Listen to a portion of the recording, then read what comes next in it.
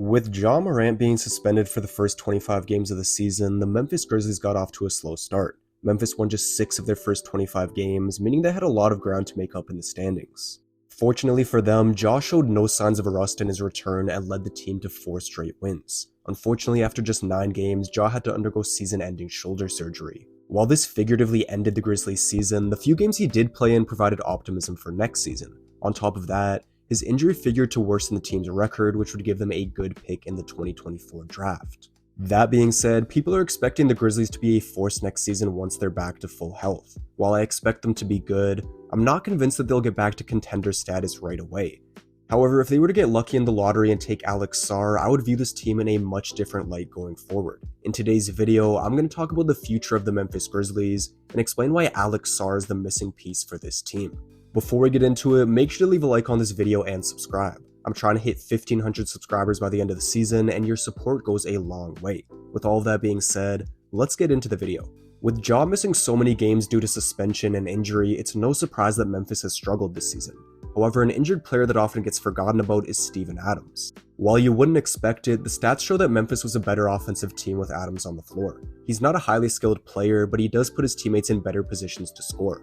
During the 22-23 season, Adams led the league in screen assists and was second in points generated off screen assists. Adams is arguably the strongest player in the league, and many of his screens would completely take defenders out of the play. One screen he specialized in was the Gortat screen. This screen was popularized by Marcin Gortat during his time with the Wizards. Essentially, it involves screening the opposing big and drop coverage, which allows explosive guards like John Wall or Ja Morant to attack the basket. During his time with the Grizzlies, Adams frequently performed these screens which cleared out open lanes for Morant. If that weren't enough, Adams was also an elite rebounder and he averaged 3 assists per game with Memphis. He embodied what it meant to do whatever the team asked of him, and that unselfishness put his teammates in a better position to succeed. The Grizzlies have still been an elite defensive team without Adams, which is why they aren't sitting at less than 15 wins like the Wizards or Pistons. However, they have the worst offense in the league, and even with Ja in the lineup, the team was pretty mediocre on that end. The problem is that Adams is not an easy player to replace. In February, Memphis traded Adams to Houston in order to free up cap space, but I'm not sure they'll be able to sign someone that makes a similar impact. They have lots of money committed to Morant, Bane, Jackson, and Smart, meaning they'd have to sign a center on a cheap deal. One guy that fits that mold is Nick Richards, but he's not a perfect fit. While Richards is 5th in the league in screen assists this year, he's not the passer or offensive rebounder that Steven Adams is, and Adams has much more playoff experience. Additionally, Richards doesn't provide any skills that Adams lacks, meaning that he'd just be a worse version of Adams on this team. This season, the Grizzlies have resorted to playing these exact types of players, giving heavy minutes to guys like Xavier Tillman and Bismack Biyombo. So we've established that Memphis needs a center that can bolster the team's offense, do all the dirty work, and do so on a reasonable contract. This is where Alex Sarr comes in. Right now, the Grizzlies have a 7.5% chance of landing the first pick, where Sarr seems likely to be taken. If things work out and Memphis wins the lottery, they could bring in a talented young center and only have to pay him the rookie scale contract. While a 7.5% chance doesn't seem great, we've seen Memphis jump up in the lottery in years past. In 2019, the Pelicans had the 7th best odds of getting the first pick, and the Grizzlies had the 8th best odds. Lo and behold, New Orleans got the number 1 selection and Memphis ended up with number 2. Those picks turned into Zion Williamson and Ja Morant, and while Zion was getting all the pre-draft hype, most people view Ja as the better player now. So assuming the Grizzlies end up with Alex Sarr, how can he help this team? What immediately excites me is his potential defensive impact.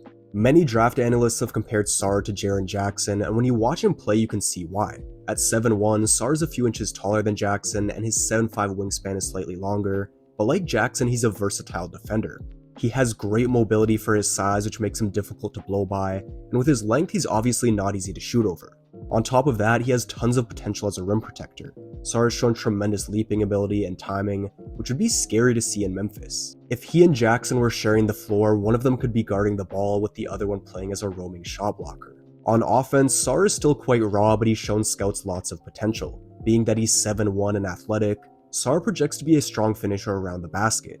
In Memphis, Sarr wouldn't have to do much offensively besides rolling hard to the rim and finishing out of the dunker spot. However, he's shown flashes of being more than just that. As I highlighted, he moves very well for a player his size, and he's shown an ability to put the ball on the floor and attack scrambling defenses. This skill will be even more valuable if his jumper proves to be legit. According to NBL.com, Sarr shot 71% from the free throw line and just under 30% from 3 this season. These percentages aren't great, but they're good enough for a team to show interest in developing this part of his game.